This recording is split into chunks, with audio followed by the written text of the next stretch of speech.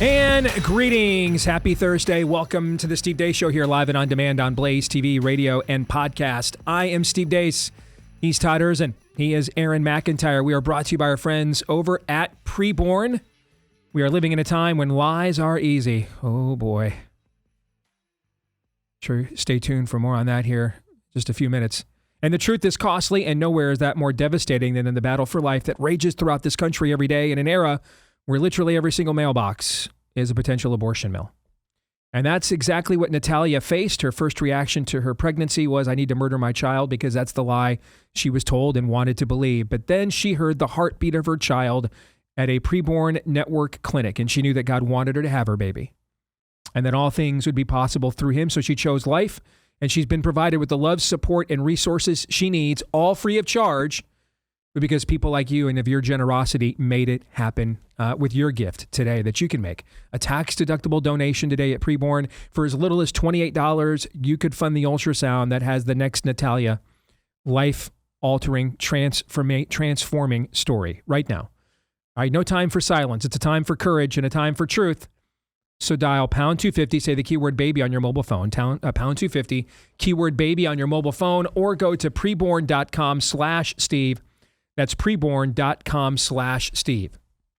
And again, we announced this yesterday. One of the first events I'll be speaking at next year in 2026 is Life or Death Con with my good buddy Seth Gruber. He's hosting this event with myself, Abby Johnson, and others. If you care about truth, if you care about life, if you believe the battle is far from over, then you need to be there. What are you waiting for to get involved in the fight? Get in the fight.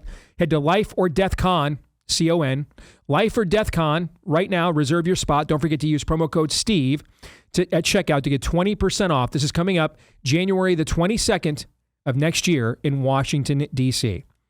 So lifeordeathcon.com, promo code Steve for 20% off. So you can join us next January the 22nd in Washington, D.C. for Life or Death Con using the promo code Steve at lifeordeathcon.com. All right, coming up on the show today, we get a full hour of Theology Thursday. We may be able to finish Romans 11, right? And this is Paul. We'll see. Paul is continuing the conversation now about what now of the Jewish nation, of the Jewish religion, with the advent of the Christian church and the arrival of the Jewish Messiah. What happens now to those who have rejected him, to the nation that by and large, take a drink, rejected him. He's going to address what it means for those of us known as Gentiles or non-Jewish people.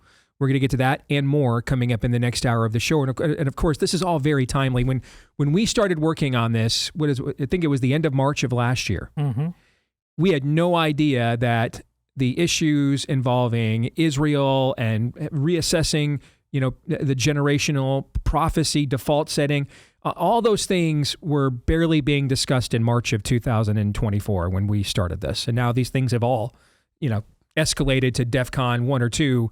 So the timing of when we are arriving at these portions of the book of Romans could not be, in my view, could not be more providential. So we'll get to all of that next hour, but we're going to have plenty to say about Aaron's rundown of what happened while we were away. What happened while we were away, brought to you by saying the quiet part out loud. Here's Democrat Congresswoman Catherine Clark, who said this about the ongoing government shutdown. I mean, shutdowns are terrible. And of course, there will be, families that are going to suffer. We take that responsibility very seriously.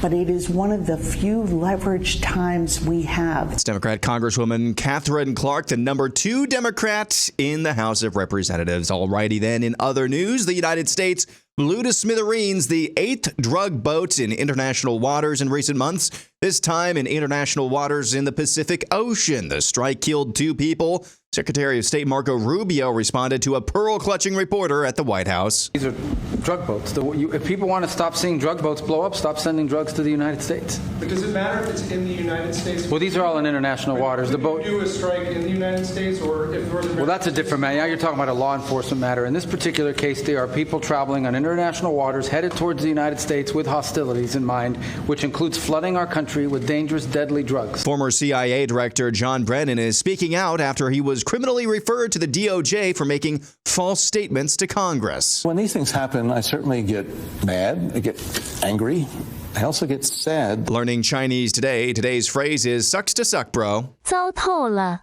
兄弟。 Portland Trailblazers coach Chauncey Billups, Miami Heat guard Terry Rozier, and former NBA player Damon Jones were three of more than 30 people arrested by the FBI this morning as part of an extensive federal grand jury investigation into illegal sports betting and gambling split across two cases. Billups and Jones are being charged for allegedly taking part in illegal high-stakes poker games operated by the mafia, while Rozier was arrested in connection with a sports betting ring involving current and former NBA players trading inside and non-public information largely based on injuries and illnesses. U.S. Attorney Joseph Nocella says that the sports betting scheme involving Rozier, Jones, and four others took place from December of 2022 to March of 2024 and involved 7 NBA games. Dashcam footage emerged yesterday from a terrible crash in Ontario, California Tuesday afternoon. The footage from the 18-wheeler shows it not even braking while approaching stopped and slow traffic on the I-10 freeway. The driver of the tractor-trailer was arrested on suspicion of driving under the influence.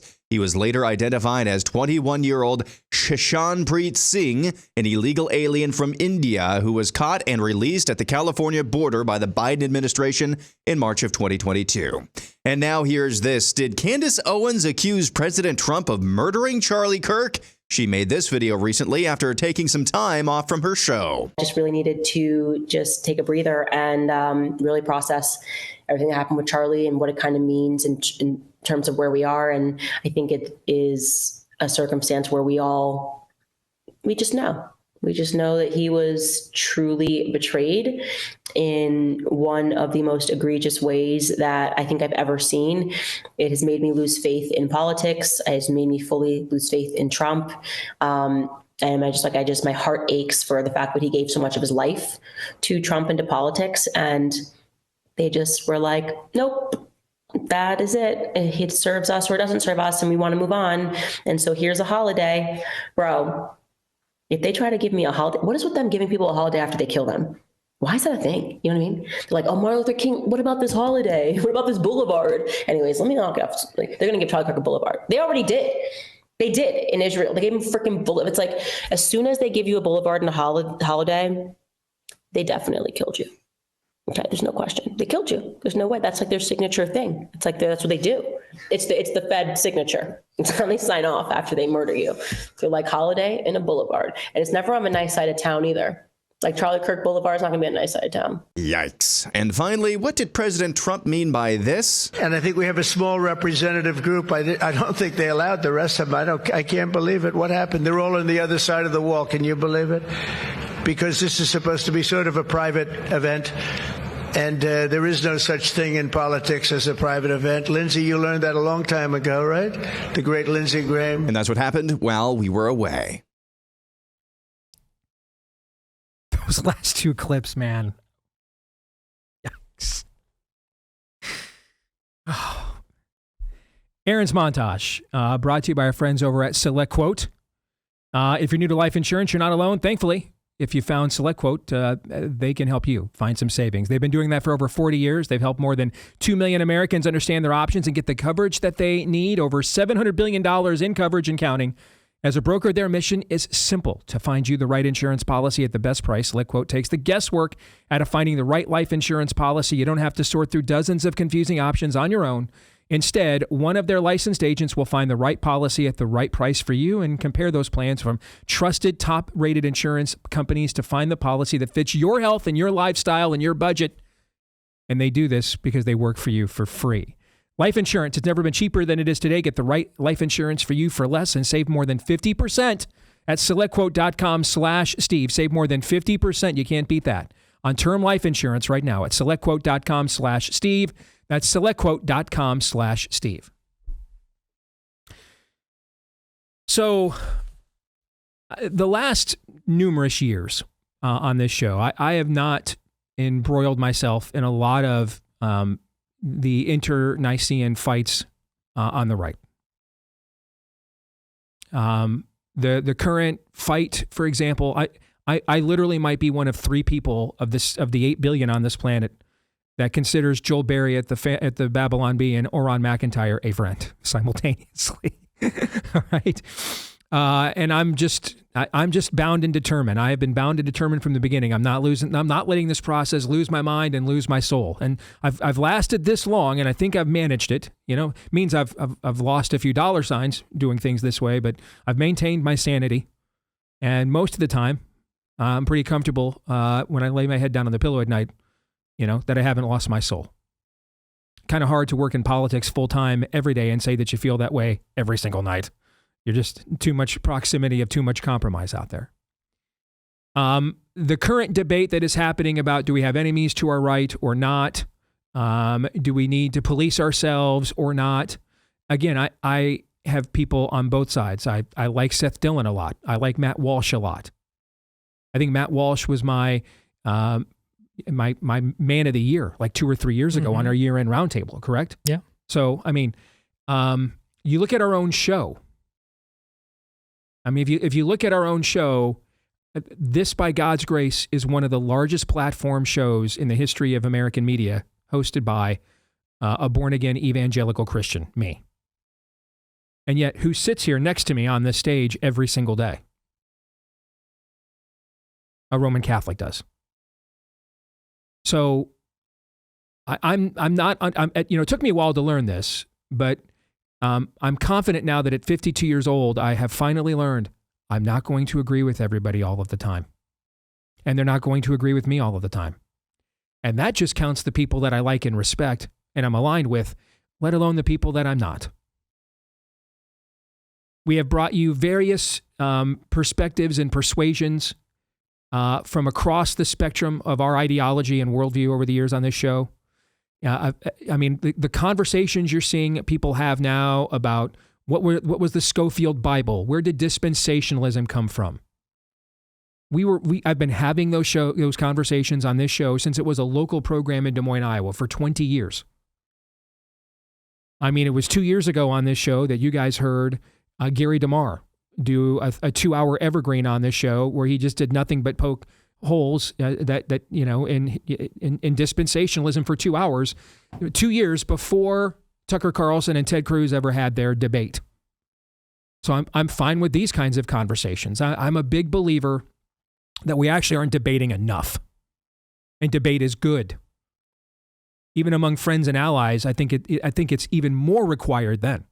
It's especially good.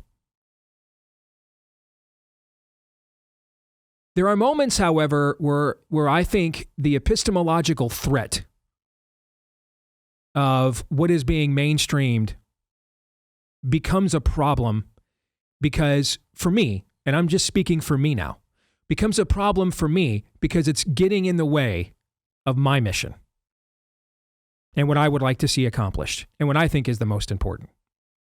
And since it's called the Steve Deace Show, those 3 goals or primary objectives are going to carry a lot of weight on that. Amen? Mm-hmm. And when it's somebody else's show, they can have their own primary objectives and primary, missions.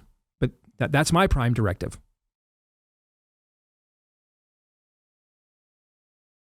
I'm a big believer that you don't muzzle the ox while it's treading the grain. One of the scenes in the New Testament, the apostles come to Christ and say, hey, this person's casting out demons, but they're not with us. Shouldn't we go over there and shut them down? And Jesus says, hey, whoever's not against us is for us. I don't believe in, the secular version. There is no secular. The cultural version of that is, never look the gift horse in the mouth. I had a friend call me the other day and ask me about Paula White because they were being asked to meet with her at the White House. And they have all the same reservations about her theology that we've expressed and exposed on this show how many times over the years. Well, why aren't we doing that right now? For the same reason that I told him. I said, are you being asked to have Paula White speak in the pulpit of your church? No. Are you being asked to affirm her heterodoxies? Nope. So she's just offering you a platform to have a voice within the most powerful office building in the history of this planet and bring, according to your best understanding, a Christian worldview with you into that conversation. He said, yep. I said, then what do you think you ought to do? He goes, I think I should go. I said, I think you should. And that's exactly why I'm not spending as much time as I was 10 years ago on Paula White's heterodoxies.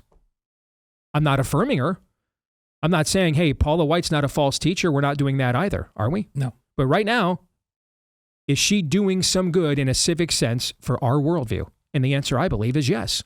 If it's your show and your platform, you can say no and have that, position, and God bless you and good luck explaining yourself. But that's my position. I'm not being asked to affirm her. Therefore, if I'm not being asked to affirm that which God says in his word clearly is false, and on the second hand, the person that I'm not being asked to affirm is also doing some good work, whether it's intentional or not, but some good kingdom work, whether they're replete with orthodoxy or not, who am I to get in the way of the ox while it's treading its grain, right? Now, if Paula White called my buddy up and said, you can't have a meeting in the White House unless you let me preach my heterodoxies in your pulpit, I'd have a completely different answer at that point, would I not? Right. So this is the age of nuance. This is the age of distinctions. The problem is we're the most incapable of those things we have ever been after the last generation of epistemological nuclear winter. The demonic takeover of our government schools on top of the voluntary abrogation of ecclesiastical authority by the collective American church. And those two things combined, and then throw in, for the trifecta here, throw in that our corporate media and institutions have openly said, not only can we not be trusted, but we're weaponized against you. I mean, we were laughing today about the headline in the Washington Post, Trump takes bulldozer to the White House. Yes. That's not even a Babylon Bee parody. It's the actual headline in the Washington Post. I'm pretty confident if you're planning on visiting the White House today, it's still there. The bulldozer hasn't been taken to it. I'm confident you can still see it. All right. So throw in these three dastardly demonic ingredients, and the American intellect and the collective wisdom of the American people is in disrepair. And it's almost not even really our own fault. Every institution, from the family to our fathers to the churches to the schools, that were given to us to prevent moments like this from happening, have almost all betrayed us and or failed. Which is why I'm not against asking questions. You can ask anything you want. I'm literally going on tour called, wait for it, ask me anything. Yeah, okay. I'm not against asking questions. But eventually we have to have a conversation about where we go for answers. Where are the answers found? And are we only asking questions? I mean, eventually, don't you want to find answers? And that's the difference between, hey, I'm testing the spirits like Jude says, or I'm actually just asking questions. That's the difference. And there are moments, I think, where the epistemological threat within the very audience I'm trying to reach is so acute that I have to now speak up. There have been two of these in the history of the show since we came to the Blaze in 2018. There's only been two other moments where I have spoken up and said, no.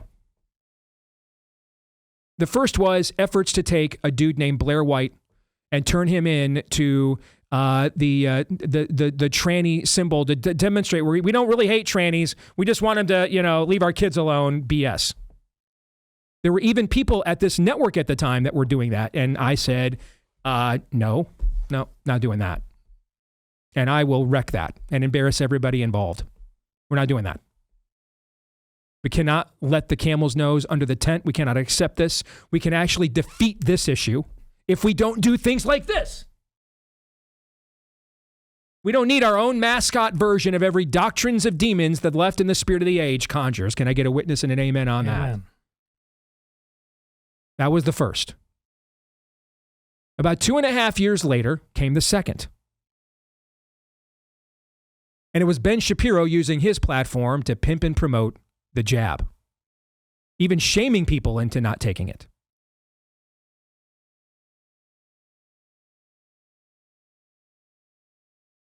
That was literally a life or death issue. Literally. And not in the way that the propaganda claimed.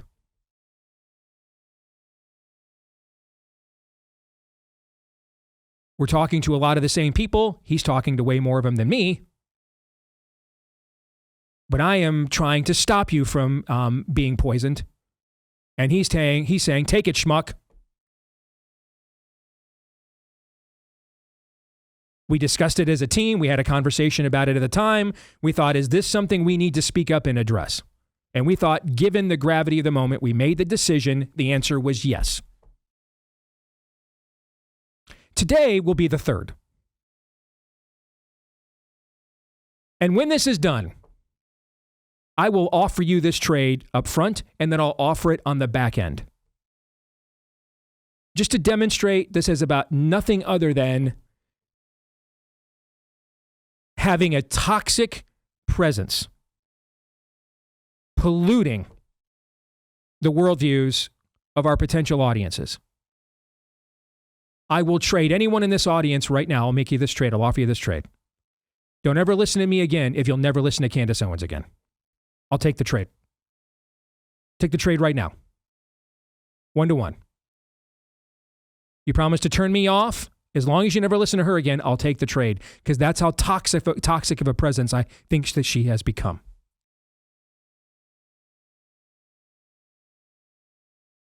And when you see clips like this, and these aren't isolated clips, guys, we could have done what Aaron did in that montage. I can't tell you how many times we could have done that in the last couple of years. But especially in the last year. A lot. But again, hey, we all may have a personal disdain for it, but not our thing. We're plowing our row. She's plowing hers. We don't have time for that.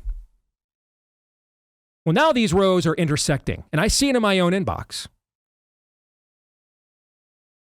This woman is either demonically possessed, oppressed, or deceived, mentally ill, has grifted so hard on always being the person to find the psyop that she's just, self-induced mental retardation because she's OD'd on her own grift. Like an I'm going to get you sucker over gold. OG is different. Not over gold like an I'm going to get you sucker. Over grifted. OG'd. Or, and this is my personal favorite option, and probably the one I'm going to go with. This woman is actually the psyop.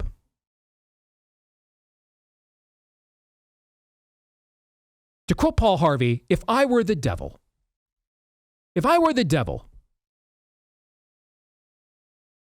and I wanted to absolutely subvert a movement of people that for the first time in more than a generation is calling America back to God,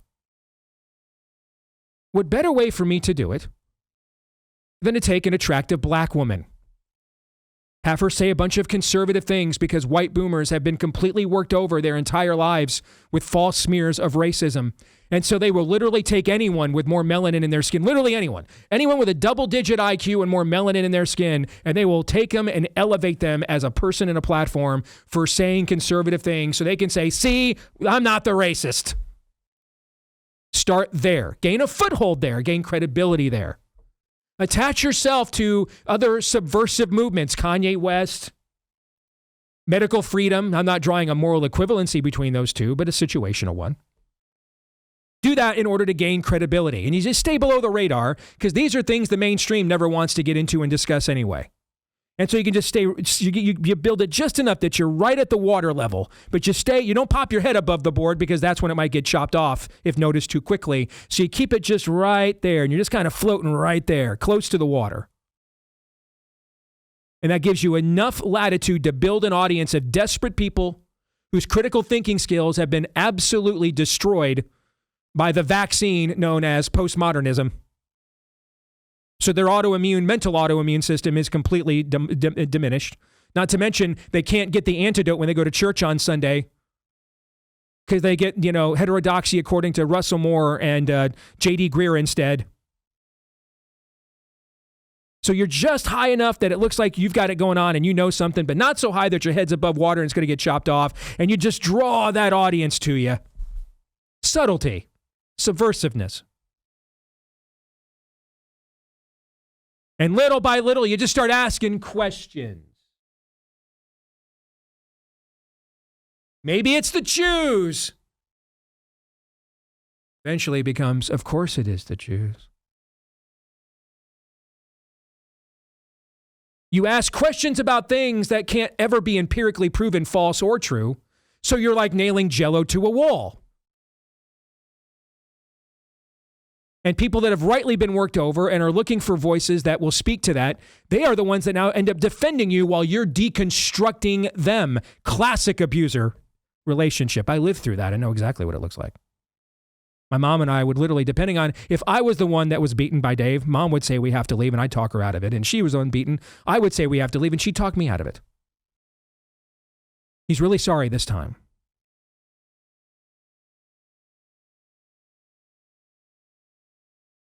You grow more and more of a following just asking questions as more and more lies are told. Of course, no one ever demands you actually show them the truth. And when you get things wrong, like you don't know what the time zone of Utah is, that's just gaslit and wiped away and never to be brought up again.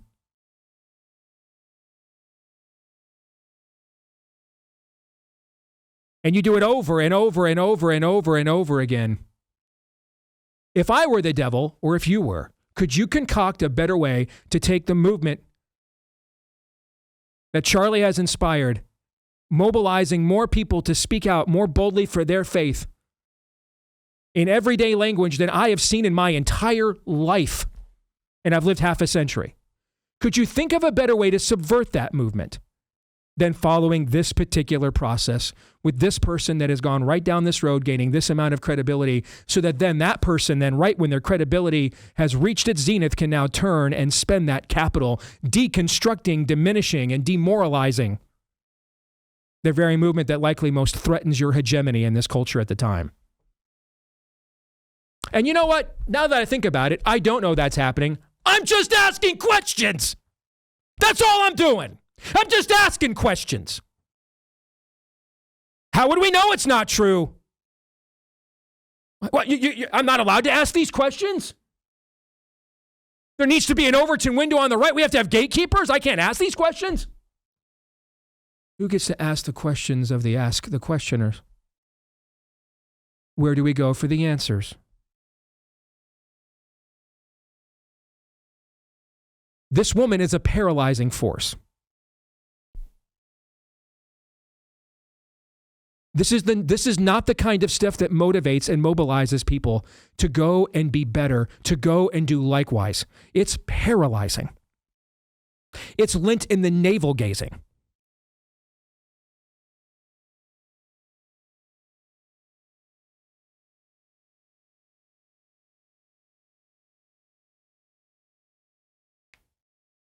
And we're getting to the point with this ridiculousness now that I think it has to be confronted, frankly. Because this is nihilism.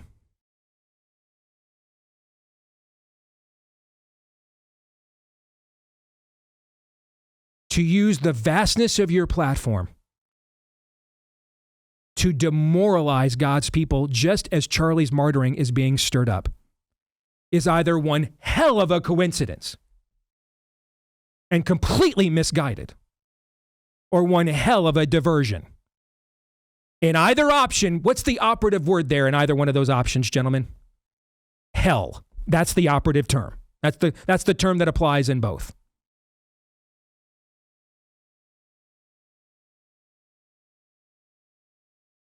So now I will offer you this trade again. Fine. Don't ever listen to me again as long as you don't listen to her. Because that's how much of a cancer this woman has become. More in a moment.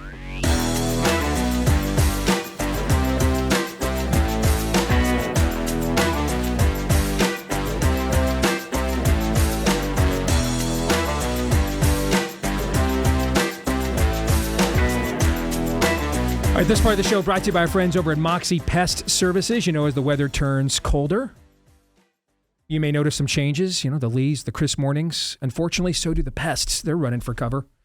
That time of year when spiders, mice, all kinds of bugs, they start looking for a way to get inside. And believe me, once they're in, it's a nightmare to deal with that on your own. That's why you want to trust Moxie Pest Services. They don't just spray and leave. They build a protective barrier around your home before the pests even think about moving in. This is some kind of DIY spray from the hardware store. Pests are smarter than that. That's why you need professionals who know how to spot the entry points, the hiding places, and stop the problems before they start. And because they're good at this and because they take customer service seriously, they're celebrating their silver anniversary. And because of those things, they're so confident that if they give you a great offer on your very first service, you're going to come back for more. And you can't beat this. $25 for your first service from Moxie Pest Services. Just to help them celebrate their silver anniversary, their 25th anniversary. It's just $25 for your very first pest service to see if you don't see the Moxie difference when you go to moxieservices.com/Steve, MOXIE for moxieservices.com/Steve and use the promo code Steve. That's moxieservices.com/Steve, MOXIE, moxieservices.com/Steve and use the promo code Steve. So to recap what I was saying here in the last segment, I will make this trade right now to anybody within the sound of my voice. Do not listen to this show ever again, provided you tell me you won't listen to her.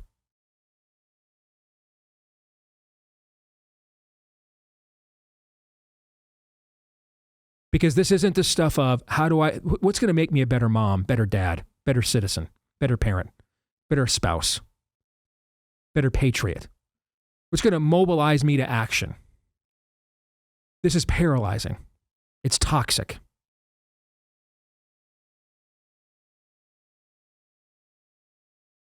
And I don't think it's a coincidence at all that it comes right at the time that we are seeing more boldness on our side than we have ever seen when it comes to the things of God.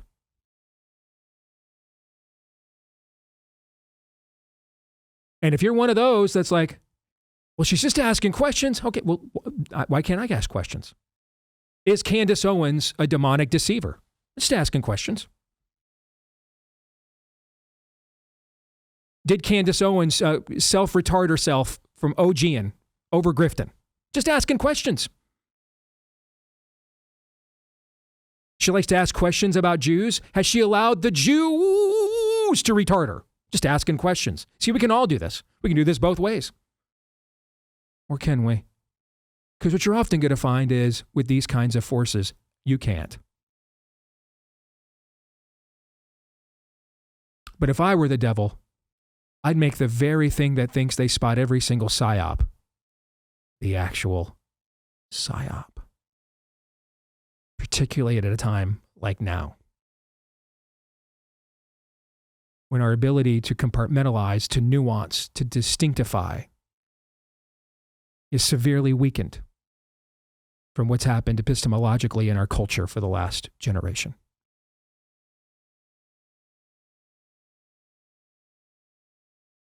There's a lot of people that know this, and they don't want to say anything. One, because Charlie and family and TPUSA have been through enough.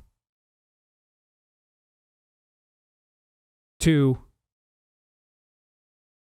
there's going to be a lot of smoke for this.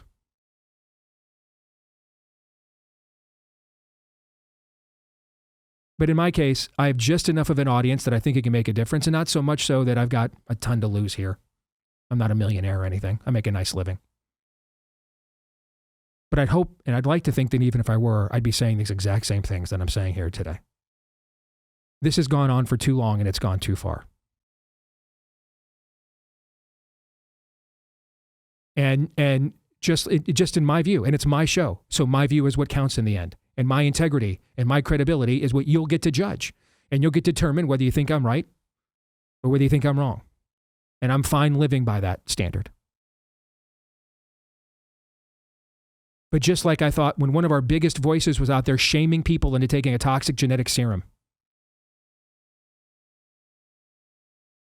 And it just so happened at that particular point in time, I had co-written the best-selling book written about the entire COVID subject yet. So yeah, I kind of felt like that was a moment where the streams crossed and we had to address that. Just like at another time, we had some of the biggest names in our movement trying to promote our own tranny mascot. Right at the time that on our show, we're trying to lead the fight and to not accept the premise of this from the very beginning. So I kind of thought, yeah, we need to address that. There's going to be a lot of crossover and carryover in these kinds of audiences, right? So I kind of think the same thing applies here. Right at the time that we are trying to carry the moment of Charlie's martyrdom and make it a permanent, standing, generationally transforming movement.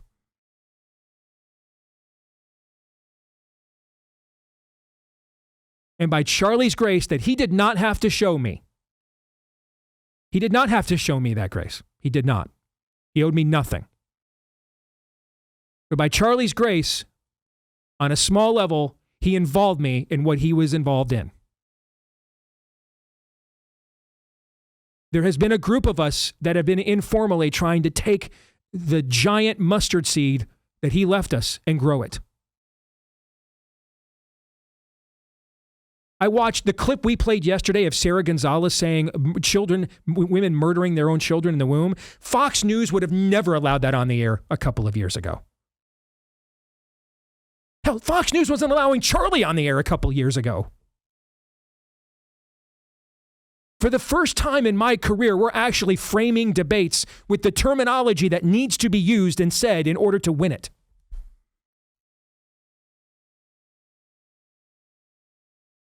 I mean, I've been saying for the last year plus, I'm flirting with optimism for the first time in my life. Or at least since I've been doing this for a living.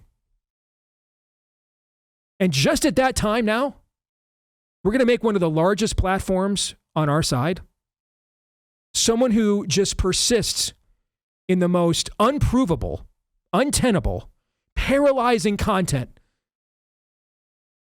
you could possibly devise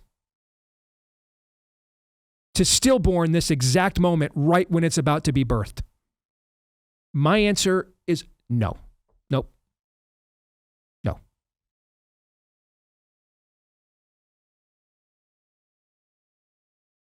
So my answer to the question, do I have enemies to my right?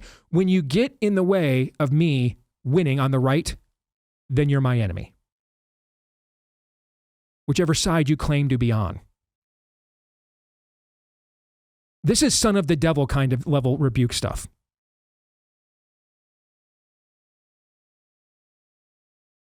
Tell how many zeros are going to download your podcast today? Just to give up, quit, nothing matters.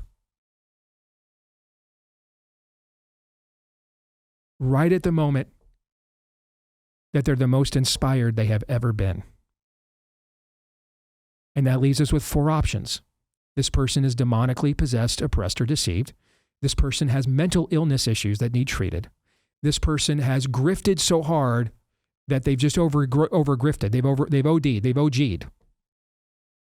Or they've actually been the psyop they've been warning you about all along. And I love that option the most. I don't know which one is true because I don't know her. I just know BS when I see it. I know abusive BS when I see it, and that's what this is. But the reason I love the 4th option so much, because it just hoists her from her own petard. That's what she does. Just asking questions. What's wrong with just asking questions? Was it the Jews? Tune in tomorrow. Was it the Jews? Turn in the next day. Was it the Jews? Tune in the day after that. I don't know. Well, was it Candace? Tune in. We'll do that show. Was it Candace? Tune in tomorrow. Was it Candace? Tune in the next day. Was it Candace? Tune in the day after that. And it's all fun and games until someone gets arrested for threatening Seth Dillon's life. One of your followers. I mean, I don't know. It kind of seems to me if we're going to point out that Floyd Corkins had a bunch of Bernie Sanders stuff in his trunk before he went and shot up the Family Research Council, kind of seems to me it ought to be relevant that a guy that threatened Seth Dillon's life was only following 5 people on X, and she was one of them. Kind of seems relevant. Seems, again, we're just asking questions. That's all we're doing. Just asking. Ask away. Commence. Oh, asking of questions. Festival of question asking. Ask them all. Every last one.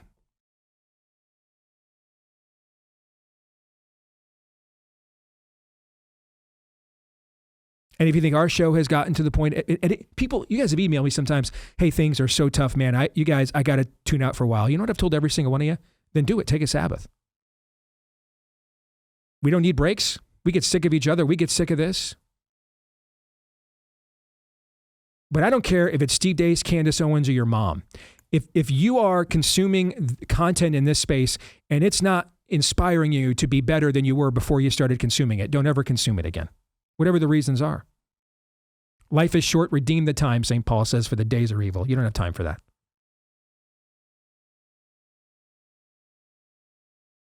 The last thing we need is more nihilistic paralysis as a movement, right? When we're taking the baby steps of actually being a movement. And the root word of movement is what, gentlemen? What's the root word of movement? Would it be move? Move! We're just beginning to move and do stuff. And right at that time, along comes Candace Owens to say, actually, there's no hope. And Trump's a Zionist cuck. Just asking questions. Well, I'm just asking questions. Have you been the demonic psyop the entire time? Or were you not aware you were one and you were a useful idiot yourself? Just asking questions. That's all I'm doing. Just asking. We can all just keep asking questions over and over and over again, right, Tom? We can just ask questions. I think it's only fair. Ask questions of the question askers. Gentlemen, your thoughts? Yeah, she established the rules. I'm just playing by the same rules. She established the rules. And the primary rule, the mother rule of all the other rules is narcissism. I mean, you see there where she's just looking up around and I just know it. I just know it. It's not even about you. Yeah. Well, but it isn't. But with her, it is.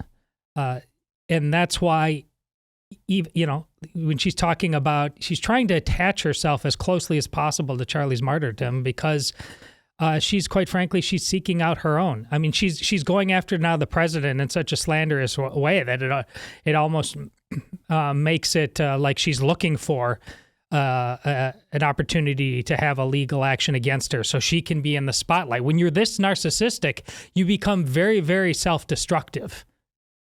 It reminds me, if we want to go pop culture when it actually was useful, pop culture, the second Wonder Woman movie, she Saturday Night Live comedian, but the Cheetah, wasn't that her name? Mm-hmm. She started off a relatively innocent woman, but she was so narcissistic in terms of her insecurities that she ended up becoming a supervillain because she could never turn the eye switch off. And that's what Candace clearly cannot do. At all points, it's always about her. And she's lighting herself on fire right in front of all of us. And apparently she has no one around her who will do anything but clap and say more. Somebody just replied, Jill Neal, about Candace, I'll ask again. Did you ever reach out to her in private when you first thought she was going astray? You both profess to be Christians. Did she ever reach out to anybody in the White House when she thought they were about to go astray? Right. Why does accountability only, or question asking only cut one way? Plus, these are public comments. These aren't private conversations. We're not going to even the same church together. These are public conversations. By that standard, you could never make any statement whatsoever about anybody's public comments until you have followed a 6-tiered process. I mean, I don't know. Did Paul, how many times did Paul reach out to Demas before he wrote at the end, he's deserted me? Do you know the answer to that? That's just absolute ridiculousness. The number of times I've been copied on tweets, hey, I don't see your show asking questions. What questions? Can you be specific?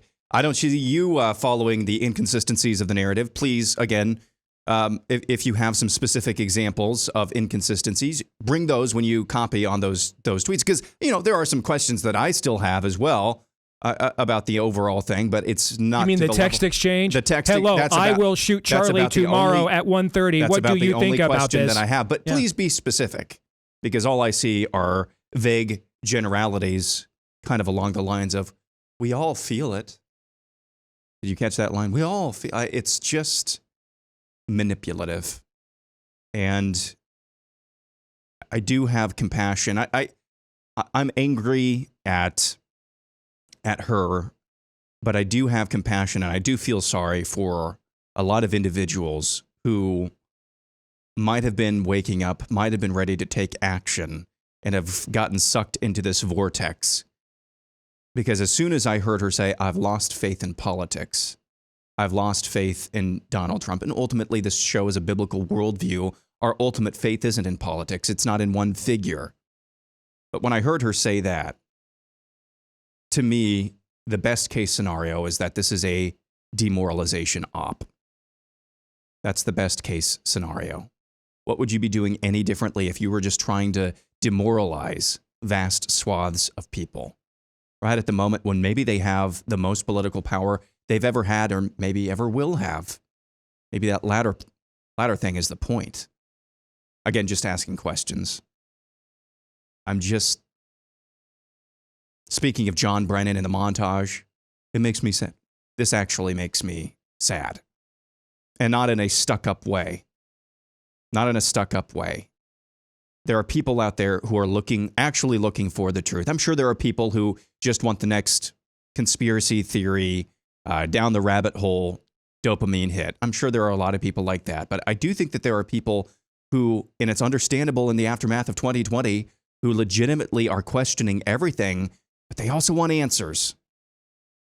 And when the question everything crowd has one of two answers, or no answers, or inferences, or insinuations, instead of here's how to discern, here's how to be discriminatory, and I mean discriminatory as a virtue, that's just a recipe for disaster. Now, here's the cautionary tale for all of us. How do you go from we need to question pretty much everything in our day and age to not ending up in the very ditch this woman is in? And this is where the core of your worldview comes into play. That's why it's not about the asking of questions. It's about where we go for the answers. And eventually someone has to be worshiped. You'll put yourself in that position. You'll put your narrative in that position. You'll put your career in that position. You'll put your pagan religion in that position. Something, though, will occupy that position. Or it'll be the Word of God. Those are your choices. Christ or chaos. Those have been the only two choices all along. And if you're listening to somebody who doesn't draw you closer to Christ, stop listening.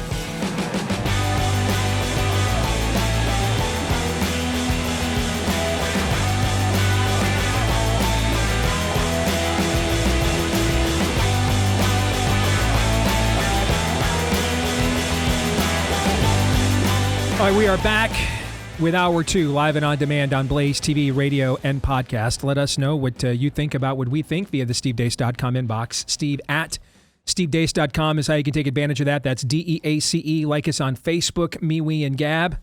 You can follow me at Steve Deace Show on X, Instagram, and TikTok. Please subscribe to our new YouTube channel, at Deace Show on YouTube. That's at Deace Show on YouTube. And then also, if you like the podcast version, you can subscribe to it or hit a follow if you listen via Apple iTunes. Lots of you have done that. Thank you so much for each and every one of you. You can also leave us a 5-star review on whichever podcast platform you prefer. Tens of thousands of you have done that, and we appreciate that, each and every single one. We'd appreciate it if you would add yours today. If you love the show, then do so. We'd never ask you to bear false witness, but if you love the show, we would ask you to bear witness to that by leaving us a 5-star review. So thank you for that. Speaking of bearing witness, there's a lot of options nowadays when it comes to college.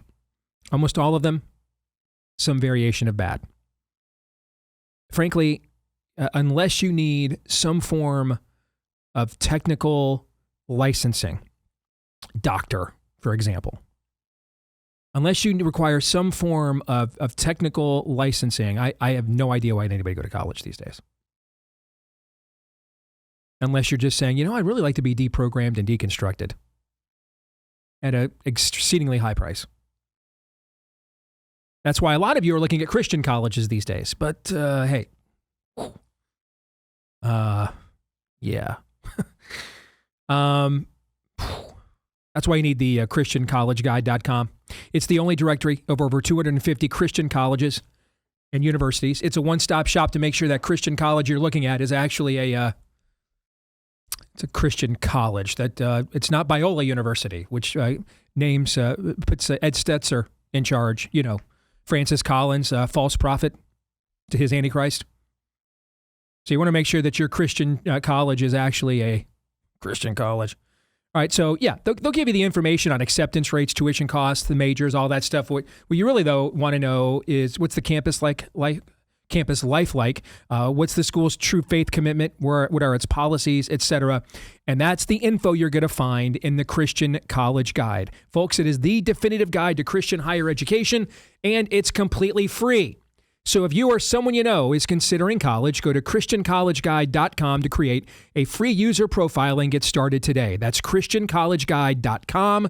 Again, ChristianCollegeGuide.com. So just to follow up on what we were discussing, because it's a great segue to where we're going next with Theology Thursday. There's a lot of questions today, and they're all very good questions. And they've been wrestled with for centuries. Are the Jews still God's chosen people? And if they are, well then, where are they in terms of God's prophetic timeline here now that we have a Christian church of a Jewish Messiah that an overwhelming number of them rejected? And are they on their own timeline? And then God will come back to deal with them later after the church has been raptured? Or do we just sit here till the end of the age and Christ returns and a remnant of Jews will be saved? That's what Paul talked about in Romans 11, the section we talked about last week. Just like a remnant of people in general will be saved. And then, frankly, many are called, but few are chosen. Most will not be. None will choose him, and most will therefore reject God's offer of grace. These are great questions to ask. How should that relate to our foreign policy? For example, this morning in an interview with Time Magazine, I want to make sure I get the quote correct, because I did post it up on our Facebook page. Trump said this morning, and I quote, "Israel will lose all of its support from the United States if annexation of the West Bank happens." That's a direct quote from Donald Trump in Time Magazine. Now, I don't instantaneously believe Time Magazine, do you? No. And should anybody with more than a double-digit IQ who's read more than one page of the Bible? No. No. On the other hand, though, they're claiming this is from Donald Trump. He could tell us I never talked to them and never said this, and we just forget the whole thing at that point, right? But has he done that up until this point? Not that I know of. So therefore, see, again, it's not about the asking of questions. It's not about, well, why should I trust Time Magazine or anything? We don't think you should. So then, but here's the thing, are we asking questions to find answers? The truth wants to be found. That's never more prevalent than what we're about to commemorate here as of November 15th under Todd's tutelage and approval. Where the truth incarnate literally put itself in a human form to be found. The truth wants to be found. Ask, knock, seek. Not perpetually drain circle. That's nihilism. That's paralyzing.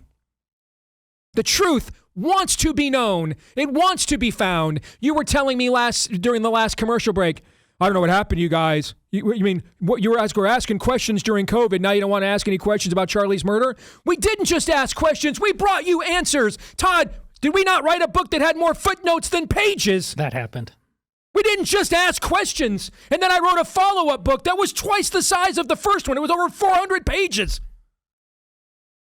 We got you answers. We talked to the people that were involved. We talked to the people that made decisions. The people defied those decisions.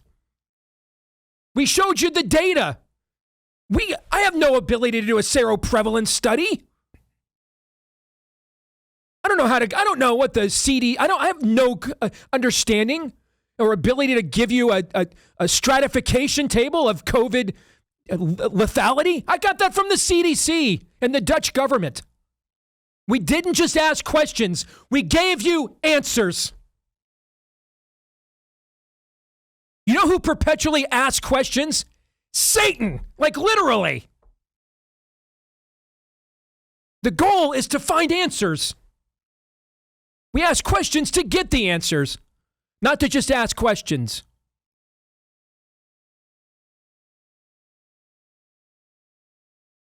So I do think we should be asking a lot of questions nowadays that we never asked before, provided it's with the intent of getting to the answers. Because it's the truth. Jesus didn't say perpetually asking questions sets you free. Is that what he said? No. Did Jesus say, Aaron, just asking questions sets you free? Is that what he said? No. No, he said, what did he say sets you free? The truth. The truth. Jesus looked at Pilate and said, for this reason I came into the world, to just ask questions. Is that what he said? No. For this reason I came to the earth to testify to the truth. Jesus said, I am the way, I am the endless questioning in the life. All who perpetually ask questions. That's not what he said. I am the way, the truth, and the life.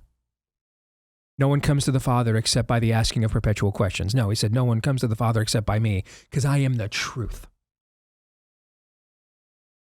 You want to ask questions to seek truth? You ask any question you want. But when truth is made known and made obvious and you continue to ask questions, then you are the problem. You weren't really after the truth. So I don't know that Trump spoke to Time Magazine. I didn't do the interview. I would have no idea what Time Magazine even says on a daily basis if it didn't claim it did speak to Donald Trump. So since Trump has chosen not to tell us I never said that to Time Magazine, I guess we're going to say the quote must be true and go with it. Quote, Israel will lose all its support from the United States if annexation of the West Bank happens. End quote. Is the West Bank part of the biblical charter of Israel? 100% it is. So, should you have a theological position on this? Do you have one? These are all good questions to ask, provided it's with the intent of getting to answers. And the ultimate place to get answers is with the only perfect thing on this earth, and that is the Word of God. So let's go back to where we were before in Romans chapter 11. Because this is all really meant, remember, chapters did not come into the Bible until the Middle Ages. So this is one letter, one narrative. And this is the first century. They would have heard all this in one sitting. Okay? It was a letter. I mean, when you get a letter from somebody or an email from somebody, you don't have the tendency to read it in paragraphs, right? You read the whole thing, right? Because you want to understand the full context of what's being said. So this chapter is addressing one particular question. We're breaking it up into segments because it does it in three different ways. So first, and this is what we talked about last week, what now of Israel now that it has, for the most part, and that's the key thing, for the most part, it has rejected its Messiah. And now, to compete with the nation of Israel, essentially, for the title of God's covenant people, now we have this new thing called the Christian church, made up of some Jews, yes, but a whole heck of a lot of Gentiles. So Paul writes, I ask then, has God rejected his people? We talked about this last week. What does Paul say next? By no means. For I myself am an Israelite. Paul does not say, I'm a former. Paul does not say, I'm a Christian that's replaced my Israelite status. That is not what he says. He says, for I myself am an Israelite. He's speaking in the present tense. A descendant of Abraham. That's what the word Hebrew literally means, a descendant of Abraham. A member of the tribe of Benjamin. God has not rejected his people whom he foreknew. Do you not know that the scripture says of Elijah how he appeals to God against Israel? Meaning that even while God loved Israel as his covenant people, he held them accountable. His own prophets did so. And there was no greater prophet in Israel among the people than Elijah. Lord, they have killed your prophets. They have demolished your altars, and I alone am left, and they seek my life. What is God's reply to him, Paul says? I have kept for myself 7,000 men who have not bowed the knee to Baal. For those of you that don't know, Baal was one of the great demonic false gods of the land of Canaan, the land the Jews ended up taking over as the promised land. His female consort, Asherah. And that's what all the references are to the Asherah poles in the Old Testament. And that's where their sex rituals and occultic sex disgusting orgies would take place with both male and female prostitutes, like what would happen at the temples of Venus in Rome and Aphrodite in Greece. And so God says to Elijah, there is a remnant. that has not taken the knee to Baal. There's always a remnant. And what Paul is saying now by applying this to the New Testament is this is a perpetual state of things. There's always a remnant. Always. Always. What do we see in our day and age? Do we not have a remnant of Jewish people who believe Jesus is Messiah? Yes. Yes. Now, it's almost literally 7,000 people. It ain't a lot. Okay? That's a metaphorical number there. All right? It's not a lot. First of all, there's not a lot of Jewish people to begin with, folks.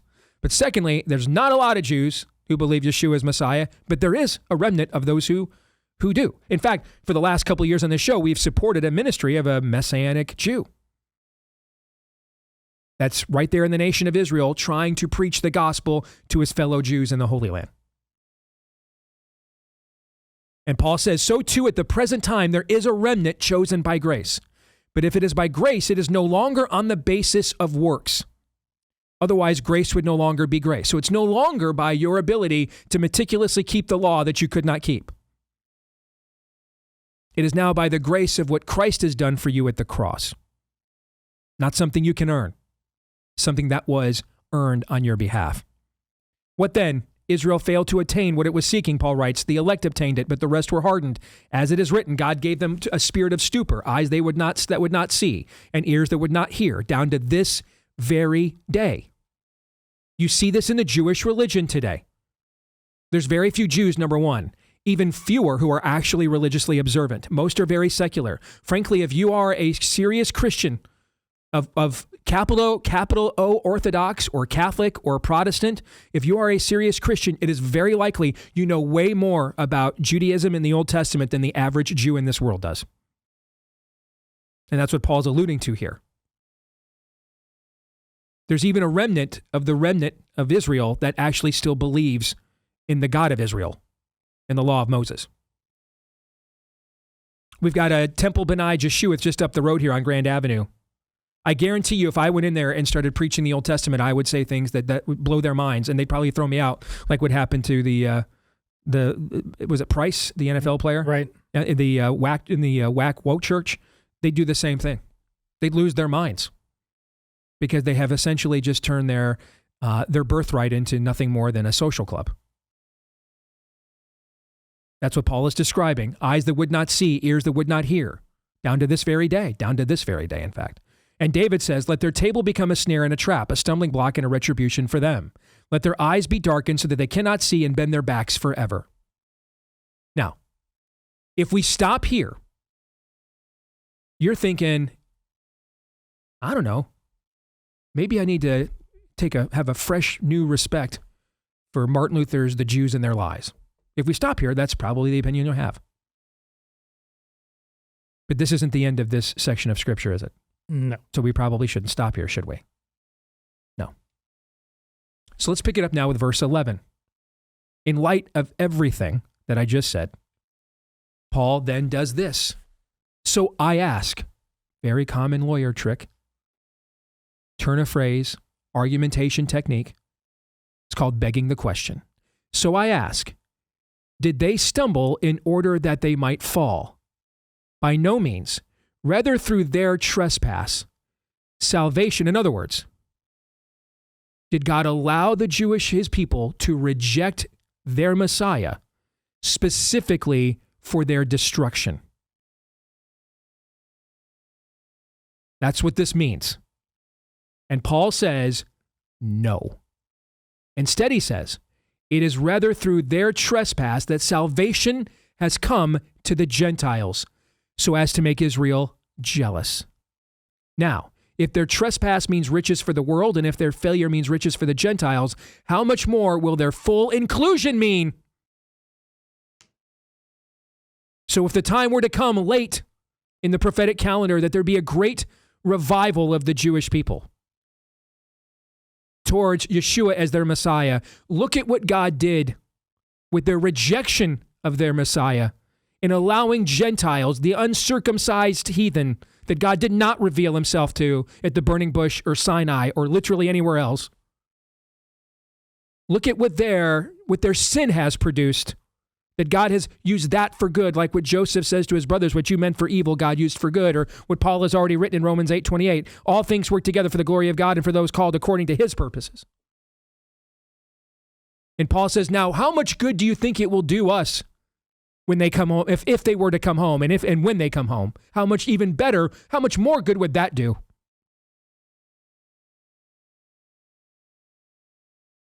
Now I am speaking to you Gentiles.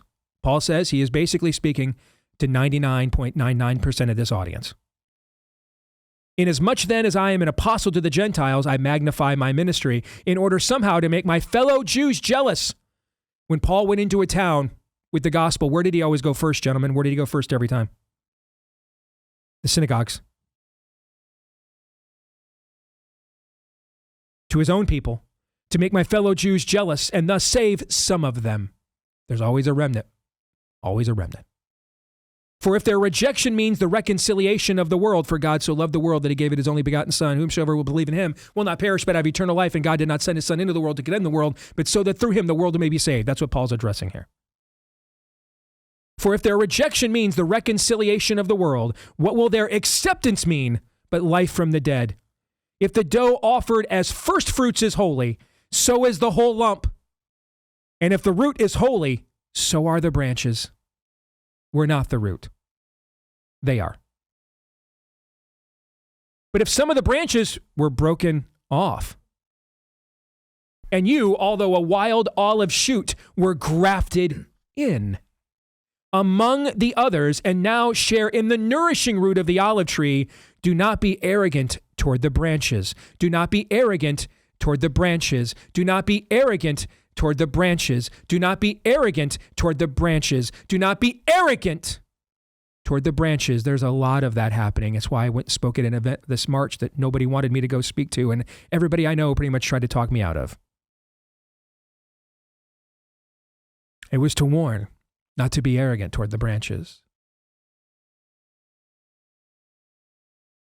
This show, as far as I know, was the first one to point out the great heresy of this era, is taking the greatest commandment, love the Lord your God with all your heart, soul, strength, and mind, and placing it behind the second commandment, love your neighbor as you love yourself. But even if we put those things in the right context, in the right order, and we should and we shall, the second greatest commandment is still pretty high on the list. We still have to love our neighbors who love ourselves. And that's why my Catholic buddy over here, who absolutely believes Rome has replaced the nation of Israel, as has basically his entire church since the 4th century AD, since Augustine, and does not think there's any, stop me if I'm saying anything that is putting words in your mouth, and does not think there's little to any prophetic significance to this iteration of Israel whatsoever, is absolutely as appalled and disgusted by the antisemitism that is mounting, as if he were a reflexive boomer Protestant dispensationalist himself. Is that fair? Yes. Why? Because it says right here in the Word of God, don't be arrogant toward the branches. Don't be arrogant toward the branches. And Jesus said the second greatest commandment is to love your neighbor as you love yourself. Then you will say, but the branches were broken off so that I might be grafted in. That is true, Paul says. They were broken off because of their unbelief. But you stand fast through faith. So do not become proud, but fear. Do not become proud, but fear. For if God did not spare the natural branches, neither will he spare you. Note then the kindness and the severity of God. Severity toward those who have fallen, but God's kindness to you, provided you continue in his kindness. Otherwise, you too will be cut off. Jesus says to the church, to one of the churches in Revelation 3, I believe, or maybe it's 2, go back and do the former things you once did. You've gone astray. Otherwise, I will come to you, and I will take away your lampstand. You see this played out in whole denominations today, where the lampstand's been taken away. Jesus has removed the lampstand because they did not continue in God's kindness. These denominations were cut off. Now, hey, within the United Methodist Church, is there a remnant of people that still believe? That are still the same kind of, that are the same Bible moths their founder John Wesley was once called? You bet. Because there's always a remnant, right? There's always a remnant. But collectively, that denomination, you can see it, it's been cut off. You can just see it. Episcopalians, cut off. Cut off. Now, if you go find some Anglicans like in Africa, or they could be like the hardcore of the hardcore, yeah, there's always a remnant, but globally, cut off. It's a dead branch. And God is the master gardener. And if it's a dead branch, he'll cut it off. So that's not a drain on the ones that are in need of nourishment still. And even they, if they do not continue in their unbelief, will be grafted back in. Like when Paul says to the church in Corinth, the guy in the front row with his arm around his mom, or stepmom, I should say, throw him out so that Satan will have his way with him. Why does he say that? The hope is if you stop giving him sanctuary in his sin, and he actually has to face the natural consequences for such a sin, he'll come back now and want that seat again, but for the right reasons this time. And Paul says, for God has the power to graft them back in again, which means he also has the power to graft the Jewish people back in again. Jew and Gentile alike, one Lord, one baptism. And he's writing this to a church in Rome where for the first time Jews and Gentiles are worshiping collectively together. First time in all of human history, right here. For if you were cut from what is by nature a wild olive tree and grafted contrary to nature, meaning you weren't seeking after Christ.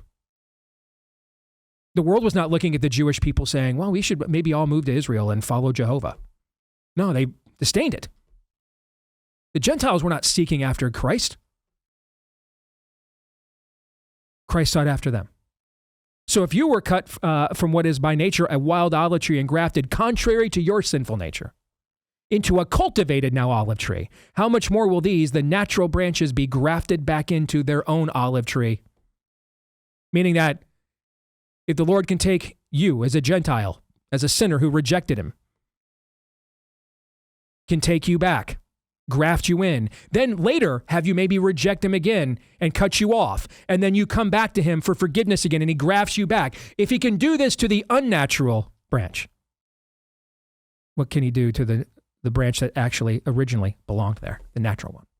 He can bring them back too. So don't be arrogant. Love your neighbor as you love yourself.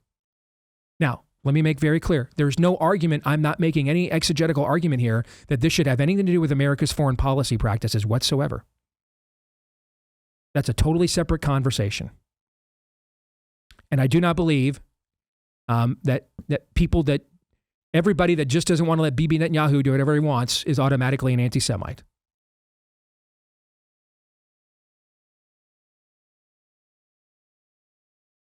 But one way to find out if they are, and maybe their objections with aspects of Israeli policy is a fig leaf to cover the shamefulness of their anti-Semitism, is to look at their attitudes toward Jews as individuals.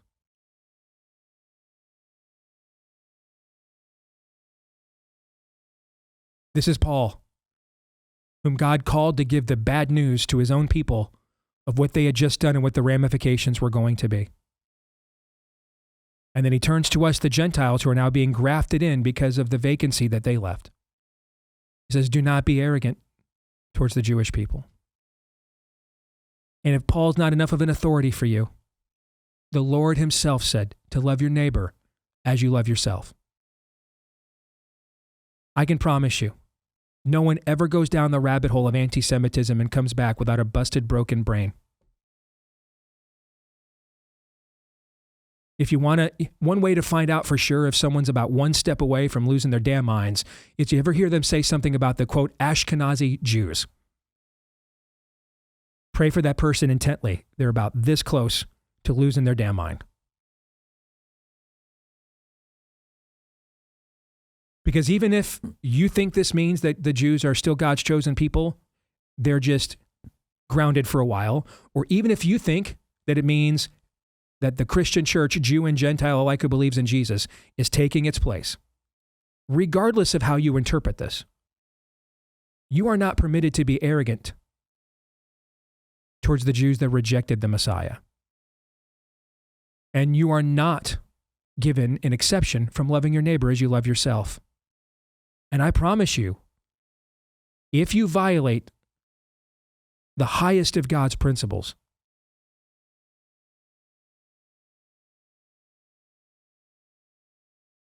you'll break your brain. every single time.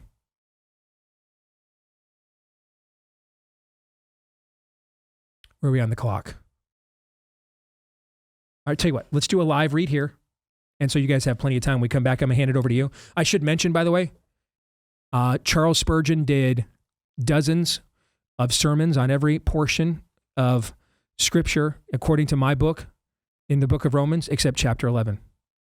There's nothing on chapter 11 from Spurgeon. Nothing? Nothing in the whole book. So I don't know if they just skipped it, didn't get printed, or he never did it, but nothing. So that's why I kept talking. That's why I didn't pick the book up. That's a yo. That is that I found that to be interesting for sure. Where are we going with this? Cove Pure. Yeah. So we gave you guys the water filtration system because you guys are still, you got kids in the house, lots of guys or kids still doing athletic stuff, drinking a lot of water, right? Okay. So we gave you the Cove Pure water purifier. Give us the update. It's been about a month now, right? It's just our Urzen tradition now. The girls line up, fill up their water bottles for the day. Just had district cross-country meet. Got a champion out of that, but also for making coffee. We don't have a coffee maker, my wife and I. We have the old school, just a glass jar, put the coffee grounds in a filter and pour hot water. Well, we used to have to do a tea kettle. Now we just put out the measuring cup, I pay you enough to have a coffee maker. You just choose not to. Just to clarify for the audience. Yes. Within the vinegar. He's not Bob Cratchit over there. I can't afford a coffee maker. This is within the vinegar genre of choices, Catholic suffering. Yes. No, we just like it that way. But then we just 16 ounces. You put it on with 16-ounce button, fills it with steaming hot water. Done. So it's fantastic. All right. It just sits right there on your countertop. Yeah. No plumbers, no drilling. Even the best, public water filtration still can have leftover pharmaceuticals, antibiotics, hormone disrupting things, traces of that in the water you don't want to mess with if you can avoid it. All right. So you just heard from Todd. Hot, cold, warm. They use it in all three stages. All right. It's available to you at the tap of the button right there in your own home. So make sure you go to covepure.com/Steve right now. Cove, C-O-V as in victory. covepure.com/Steve right now. And for a limited time, you'll get $200 off Cove Pure. All right, so get yours today. That's covepure.com/Steve, C-O-V-E pure, covepure.com/Steve right now. For a limited time, you'll get $200 off your Cove Pure today, which comes with the not easy to obtain Todd Urzen seal of approval. It is not easy to obtain that. So there you go. All right, when we come back, we're going to turn over to Todd and to Aaron here on the second stanza of the 11th chapter of Romans next. Stay tuned.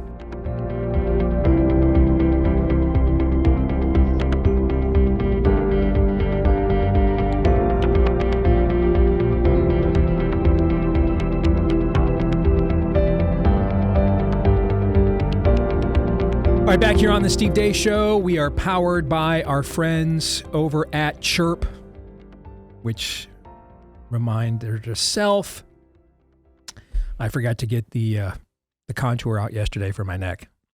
No wonder I've still got this trigger point issue. Anyway, back to the ad. The Chirp contour is just one of the many devices and treatments that helps fulfill Chirp's mission to bring relief to as many people as possible so you can feel better, restore your energy, make self-care simple. Their vision at Chirp is to create a whole new category of products called Relief. And they are constantly innovating to deliver professional-grade therapies people can use at home with doctor-trusted, FDA-cleared devices that work just like clinic treatments, but without all the expensive appointments, like that Chirp contour that I was just talking about. And this thing, I used this when I got home from the first batch of airline flights I took earlier this fall, and my neck just gets out of whack, man, when I'm on the airplanes a lot. And it was relieving. Let me put it that way. It was nice. I got to get back onto my Chirp contour, but that's just one of the many treatments that they have available for you that you can find at gochirp.com/Steve. Like a birdie chirp. GoChirp.com/Steve. Use the promo code Steve at checkout. You'll get 10% off site-wide. 10% off site-wide with the promo code Steve when you go to GoChirp.com/Steve. If you're big into preventative health, if you're big into taking as much of your health into your hands as you can, you like to exercise, stay in shape, etc., this is your kind of company. GoChirp.com/Steve. Use the promo code Steve for 10% off site-wide. Have you tried the Chirp Halo yet? That's next on my list. So give me have you tried it? That's a yes out of you? I grew up on a farm And so I have experience with electric fences and getting shocked by electric fences. When I first plugged this in, I was like, oh, but it just kind of sounds like or feels like a really dull shock. But then once I got the hang of how to use it and where to place it, it's really, really nice. Very, very nice. Can I ask where you placed it in a non-Lindsey Graham way? No, you may not. No. I placed it on some rather large muscles, lower back. Gotcha. Because I'm still recovering from that. And it really does the trick. Like if you've had a real massage before with like an actual masseuse, like I start to slobber because you get so relaxed. I was slobbering as well. So TMI, but a total endorsement. All right. Now I'm going to move that up the list, man. Thank you for that very much. All right. So gochirp.com/Steve. Use the promo code Steve for 10% off site-wide. All right. With that, gentlemen, we turn it over to you. We are discussing, we've made a decision as a show. We're going to break Romans 11 into 3 stanzas. We did the first stanza last week. Next week will be the mystery of Israel's salvation, but we're doing what this means now for the Gentiles, what it means to be grafted in. So verses 11 through 24, who wants the floor? I always let Aaron decide. What do you got, Aaron? I'll go first. I think I made you go first last time. Let's go with this. And I think his exposition of this passage, that would be R.C. Sproul's and the righteous shall live by faith. I think it's some of the most beautiful and succinct, actually, which is rare for R.C. Sproul, weaving together of this passage. So I'm going to jump around here a little bit. The grand mystery, this is talking about verse 11c, but through their fall to provoke them to jealousy, salvation has come to the Gentiles. Sproul says, the grand mystery is so heavily veiled in the Old Testament is now made clear. The Gentiles are included in the people of God. Even though it was veiled in the Old Testament history, it was not totally hidden. God made a covenant with Abraham in which Abraham would be blessed in order to be a blessing to all the nations of the world. Implicit in that promise to Abraham was that at some point, the non-Jews, the Gentiles, would participate in the blessedness of the covenant. Later on, the prophet Jonah was sent as a missionary to a Gentile land. As we see, God's intention to include the Gentiles in the covenant promise was not completely unknown in Old Testament Israel, but it was certainly vague and in the shadows. The grand design of God, the mystery of the stumbling of Israel, is to provoke them to jealousy. Skipping ahead in Sproul's exegesis here, Paul began this section of the epistle with the promise of his passionate concern for his kinsmen, ethnic Israel, at the beginning of chapter 9, verses 1 through 5. Even though Paul was a Jew, he was called by Christ as a missionary and apostle to the Gentiles. Paul magnifies his ministry, not to magnify himself, but to remind his Roman readers that Christ had been chosen, that Christ had chosen him for the work of which they were a part.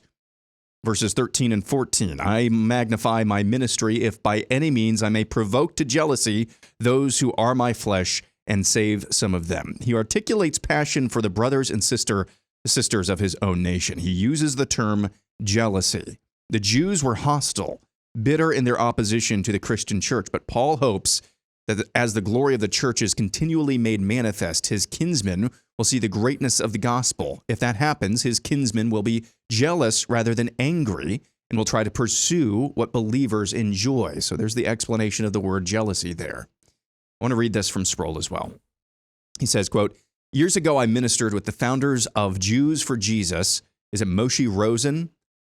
I know not of any organization that has been more effective in leading people of Jewish ancestry to Christ. At the same time, I don't know of any missionary organization that has provoked more controversy or hostility than this one. It has particularly provoked the religious establishment of American Judaism, which is deeply resentful of Christian evangelism to its people. American Jews, R.C. Sproul says, are profoundly opposed to any type of proselytism. I tell my Jewish friends I'm puzzled by that. I ask them, do you believe that Judaism is true and Christianity is false? Yes, they reply. Sproul says, do you believe that Jesus is Messiah? No, they reply. They believe our religion is fake, that we are the ones stumbling in darkness. They think we are guilty of idolatry because we worship a man and deny the monotheistic foundation of their Jewish faith, yet they have antipathy towards the evangelism. They do not evangelize Christians. If they believe that Judaism is the truth of God, why don't they crawl over broken glass to try to bring us to the true religion of Abraham? When I ask that question, they have nothing to say. They mumble, It is not for you. It is just for us. Paul wants to break through those barriers. He wants to cut through the hostility and resistance by making the Jews jealous of what God has given to us. For if their being cast away is the reconciling of the world, what will their acceptance be but life from the dead? If their being rejected, Sproul says, is God's plan for the reconciliation of the world, how much more would it be their acceptance and blessedness to humanity? What would it be but life from the dead? Some commentators believe that Paul is giving us eschatological hints, saying with the late great planet Earth that the final sign of Christ's coming and the consummation of his kingdom is the conversion of Israel. Sproul says, I certainly believe that the conversion of Israel is in view later in this chapter, but I do not think that is what's going on in this text. Maybe did he be a dispensationalist? Yes. And he wasn't. I want to continue on here. I'll try to jump around briefly so Todd has time as well. So Sproul goes on into verses 16 and 17 with the analogy of the olive tree. Paul changes metaphors. If the first fruit is holy, the lump is also holy. And if the root is holy, so are the branches. Paul mentions first fruits, lumps, and roots. First fruits refer to the offerings that were brought into the temple in Old Testament. The first fruits were the initial blossomings, the best of the fruit, but the whole crop was consecrated as sacred unto the Lord. Verse 17, Paul presses the tree analogy further. If some of the branches were broken off, and you, being a wild olive tree, were grafted in among them, and with them became a partaker of the roots and fatness of the olive tree, do not boast against the branches. The broken off branches are the disobedient apostate Jews, the ones who stumbled, Sproul says, and were cut off from the promises of God and thrown into the fire, just as Jesus said. This metaphor focuses on the olive tree, which of course was very important to the economy of Old Testament Israel. The olive tree was, of course, important, if not the most important, agrarian products in the land. The roots go deep in this tree. The trees lived to 300 or 400 years. Other olive trees, Sproul said, grow in the wild. They were not cultivated, so they bore no fruit. They were worthless, giant weeds, which is how Paul describes us. Quote, some of the branches were broken off, and you, being a wild olive tree, were grafted in among them. God cut off the branches of the precious, durable, valuable olive tree and made a graft. The graft he put on the tree was taken from the wild, worthless olive trees that could not be commended to God. You became a partaker of the root and the fatness of the olive tree. These spindly, worthless, wild olive branches were plugged into the root from which they got the sap, the nutrients. The grafted branches draw everything valuable from the root of the cultivated olive tree. Salvation is of the Jews, and we must never forget that. It should be a death blow. Hold on, say that again. Salvation, if that's coming from someone who is opposed to dispensationalism. And say just that wait again. till his next sentence as well. Salvation, according to, this is Sproul's words here in exegeting this passage, salvation is of the Jews, and we must never forget that. It should be the death blow of antisemitism among Christian people, Sproul says. Verse 18, but if you do boast, remember that you do not support the root, but the root supports you. How could Paul be any more graphic? Remember where you came from, and remember the grace of God in bringing you where you are. You will say, then branches were broken off that I might be grafted in. Well said. Because of unbelief they were broken off, and you stand by faith. Do not be haughty, but fear.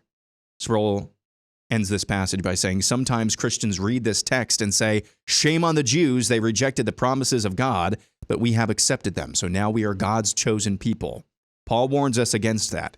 We are not to get haughty. One more really quick thing, Todd, I'm sorry, I'm monopolizing the time here. Going back to his conversation with his Jewish friends and asking, why aren't you stumbling or crawling over broken glass to share your good news? And they mumble, it is not for you, it is just for us. I understand why that reaction would cause Christians even to say, why do you think you have a monopoly on salvation? It would be a defensive posture. And some, as Sproul pointed out, read that passage and saying, shame on the Jews, instead of a reaction of derision. When we read that passage, I think honestly, we should have a reaction of compassion, not derision, for the Jews. It's understandable why the former would be invoked or would be evoked, but it should be an attitude, a posture of compassion. I've talked long enough. I think, though, that was very important, given with the broader context of what's happening around us right now when it comes to anti-Semitism. I think it was very important to hear one of the most respected non-dispensationalist voices the church has produced in the last 75 years. Absolutely reject it out of hand. And it being anti-Semitism. I think that was very important, Aaron. So thank you. Todd, the floor is yours. Well, remember what the context of what others chose for evil, God redeemed for good, or just why can't we have a king like everybody else? Well, when you read, I glory in my ministry in order to make my race jealous and to just save some of them, there is divine irony in this reversal. In biblical history, it is precisely Israel's weakness for imitating the nations and their religious cults that landed the covenant people in exile among them. Now, at long last, God has made it safe for Israel to emulate the Gentiles in their embrace of the gospel. No longer an occasion for judgment, imitation of the nations has been made a path to salvation. God's long suffering. Steve laid out John 3:16 and 3:17, the essence of the gospel. Well, in John 4, you'll read the story of the widow at the well. Mm-hmm. And this is bringing that gospel to life, what it practically looks like. The Lord is going with his disciples up to Jerusalem, and the path that the people would normally take that would not go by Jacob's well. So Jesus went out of his way because his way is the way, the truth, and the life. Not as most do. He's making that point to go to the woman. She told me everything about me. Who is this? Who is this person? And he's saying, going through as I just laid out. And I said last week in terms of the story of Elijah and his level of doubt, but God's ways are not your ways. And carrying on with the olive branch, that's that story there. In Catholic tradition, the tree of life is the olive tree. And you see at the well in the patriarchs meeting their future wives at a well in unexpected ways, the Lord taking the gospel into Samaria, into all those people cut off right after he tells you the gospel in John 3:16 and 17 to say, this is how it's going to happen beyond your expectation. But that's the olive tree, but also comes to life the fig tree, because the fig tree is believed to be the tree of knowledge and good of evil, and it's why that tree is cursed by the Lord in the Gospels. It's also why that Jeremiah before the Babylonian exile and as it's taking place, talks about the fig tree. It prophesizes good figs and bad figs. It's all playing out right here. We haven't talked about it in a while, but early on in our discussion of Romans, we talked about what ultimately Jesus does. He takes us back to the garden. We said that in multiple chapters. And so that is being fulfilled here yet again in terms of the olive tree analogy. And while it's not expressly mentioned, it calls back into question Jesus and the fig tree, and why his trip in chapter 4 of John, going to the well and meeting that woman in Samaria, is so pregnant. It's not just random. It's so pregnant with what we are talking about and everything that Aaron just laid out. And sorry if that was rushed, because it was. It was. Yeah. It's my fault. But it is your fault. But I really think, even not to cheapen what we just heard from Todd and Scott Hahn, but I do think, given the moment that we are in culturally, I think it was vitally important for our audience to hear what somebody has to say about anti-Semitism and arrogance towards the Jews cut off for the moment, or maybe permanently, depending on your view, barring a remnant.